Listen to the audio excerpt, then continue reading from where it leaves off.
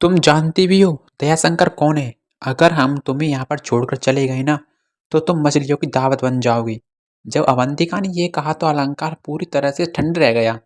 उसे अवंतिका की बात पर यकीन था। उन्हें डर नहीं लगता। वैसे भी बल्ला जी के पास तो अपनी जान बचाने के लिए बहुत सारे पैसे हैं। नक्श अलंकार के प्रति बहुत ज़्यादा समय बर्बाद नहीं करना चाहता था। वैसे भी यहाँ से निकलने का रूट बहुत ही ज़्यादा कॉम्प्लिकेटेड था। हमें बाहर कहाँ से निकलना है उसे ढूंढने में भी बहुत समय बर्बाद होगा। नक्श, मैं तुम्हारे साथ हाथ जोड़ रही हूँ। प्लीज अलंकार को खोल दो और उसे हमारे साथ आने को। बिना किसी कॉन्फिडेंस के अवंतिका ने कहा। अवंतिका बहुत अच्छे से जानती थी कि अलंकार ने किस तरह से नक्श का मजाक बनाया, इसलिए अब उसे आगे आकर नक्श के सामने अलंकार की जान की भीख मांगनी पड़ रही थी, वो भी बिना किसी कॉन्फिडेंस के साथ। सही मायनों में देखा जाए तो नक्श को अलंकार की जान की पड़ी ही नहीं थी। उसे अलंकार से कोई मतलब ही नहीं था। लेकिन अवंतिका के कहने पर नक्श पिघल गया था। ठीक है, तुम्हारे कहने पर मैं उसे छोड़ दूंगा, नक्श ने अपना सिर हिलाते हुए कहा। लेकिन मेरी एक कंडीशन है।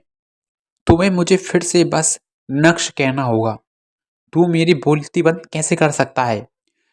गिलूमी एक्सप्रेशन के साथ अलंकार ने चिल्लाते हुए कहा। यह सुनकर नक्श जोर जोर से हंसने लगा। ओह माय गॉड, क्या बात है। अरे कमाल हो गया। भल्ला जी, तो अपने बोली का मतलब पता है। बस बहुत हुआ। आर्ग्यू करने की कोई जरूरत नहीं है। अवंतिका ने गहरे अंदाज के साथ नक्श को देखा और अपना सर नीचे करते हुए बोली, बस आई एम सॉरी। जैसे ही अवंतिका ने मुंह से ये शब्द बाहर निकाले वैसे ही उसका चेहरा शर्म के मारे लाल हो गया था। लेकिन इन अदाब के साथ अवंतिका अब और भी ज्यादा एट्रैक्टिव दिखाई दे रही थी। चूंकि ऑफिसर अवंतिका तुम्हें छोड़ने के लिए कह रही हैं तो मुझे उनकी बात तो माननी ही पड़ेगी। मुस्कुराते हुए नक्श ने अलंकार की ओर देखा और कहा। उसके बाद नक्श के कदम अलंकार की तरफ बढ़े और वो धीरे धीरे उसकी रस्सी खोलने लगा। ज्यादा हीरोगिरी दिखाने की कोई जरूरत नहीं है। एक बार मुझे यहाँ से बाहर निकल जाने दे, उसके बाद मैं तुझे दिखाता हूँ कि अलंकार भल्ला कौन है। ये बोलते हुए अलंकार के एक्सप्रेशन पूरी तरह से बदल गए थे। अच्छा, तो तुम वाकई में काफी आर्ग्यूमेंट हो। तो हो सकता है तुम्हें यही सब चाहिए। जब उन लोगों को होश आएगा तो उन्हें दिखाना कि अलंकार भल्ला कौन है। ठीक है।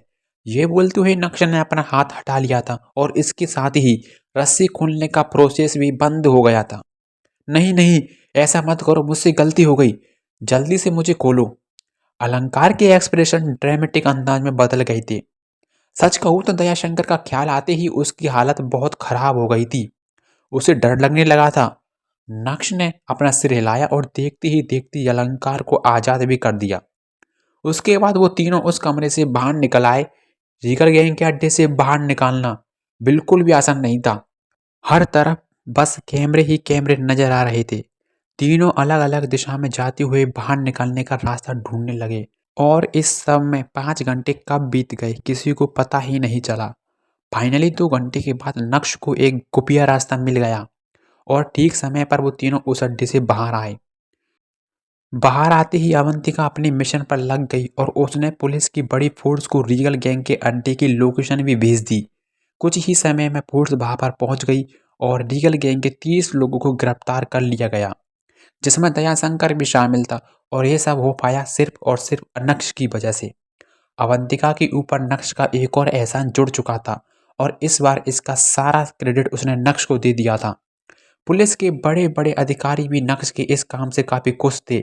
लेकिन अलंकार भल्ला बिल्कुल भी खुश दिखाई नहीं दे रहा था। खैर, ये चैप्टर अभी खत्म यही हुआ।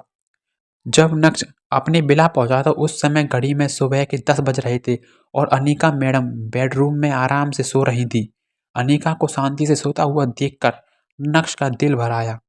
वो बहुत अच्छे से जानता था कि वो अनीका के साथ गलत कर रहा है, पर ऐसा नहीं है कि नक्श अपनी असली आइडेंटिटी नहीं बताना चाहता था।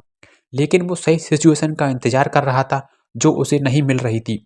वैसे देखा जाए तो पर्दे के पीछे रहकर नक्श ने अनिका की हमेशा से मदद की थी और वो इसी तरह आगे भी करने वाला था। लेकिन उसके दिल में एक अलग ही जगह थी जो उसे अंदर ही अंदर खाई जा रही थी। यही सब सोचते हुए नक्श सीधा स्टडी रूम की तरफ बढ़ा और शांति से जाकर चेयर पर बैठ गया।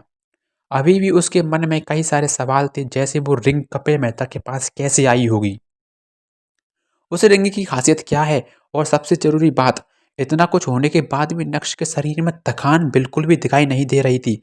और आज जिस तरह से नक्श ने अपनी मेंटल स्ट्रेंथ को काम में लेते हुए जो कारनामा किया, वो तो वाक़ई में अनबिलीवेबल है। लेकिन ये सब कैसे? आगे की पूरी कहानी जानने के लिए सुनते रहिए पीके एडिट की इंस्टा एम्पायर।